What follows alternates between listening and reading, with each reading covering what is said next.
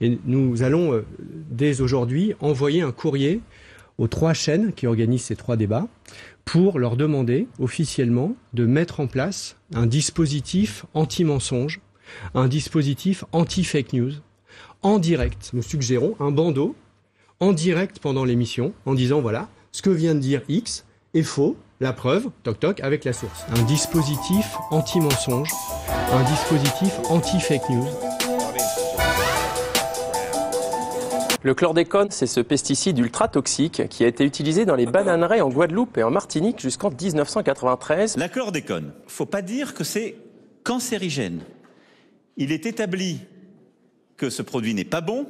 Il y a des prévalences qui ont été reconnues scientifiquement. Je pense qu'il ne faut pas aller jusqu'à dire c'est cancérigène parce qu'à la fois, on dit quelque chose qui n'est pas vrai et on alimente les peurs. Ces propos nous ont choqués parce que ce chlordécone est bien cancérigène, c'est prouvé scientifiquement et il est principalement responsable de cancer de la prostate. Il ne faut pas dire que c'est cancérigène. On le redit, le chlordécone, cette molécule de chlordécone est bien cancérigène, professeur. Oui, tout à fait.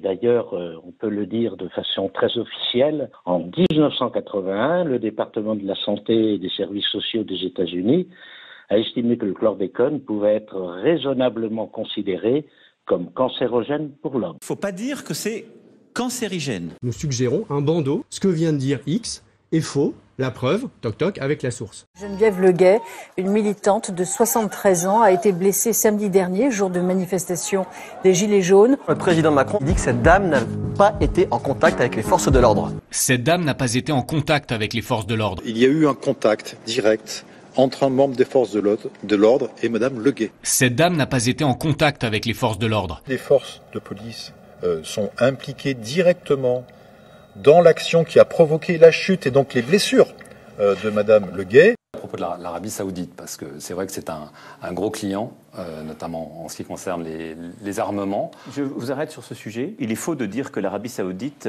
est un grand client aujourd'hui de la France dans quelque domaine que ce soit. Ça n'est pas le cas. La France a autorisé en 2016 pour 19 milliards d'euros de licences à l'Arabie Saoudite. On connaît aussi le montant livré, un peu plus d'1 milliard d'euros pour cette même année, faisant de l'Arabie Saoudite le 2e client de la France. Il est faux de dire que l'Arabie Saoudite est un grand client aujourd'hui de la France. En termes de licence, c'est notre premier client. En termes de commandes, c'est notre 2e. Et en livraison, c'est notre 2e. En termes de commandes, c'est notre 4e. Il est faux de dire que l'Arabie Saoudite est un grand client aujourd'hui de la France. C'est une affirmation ridicule, mensongère. Voilà. Dire que quand on est le président de la République et dire que l'Arabie Saoudite n'est pas un client important pour l'industrie de l'armement français, c'est un mensonge. C'est une fake news, comme on dit maintenant. Voilà, et qui tomberait sous le coup de la loi que souhaite instaurer Macron.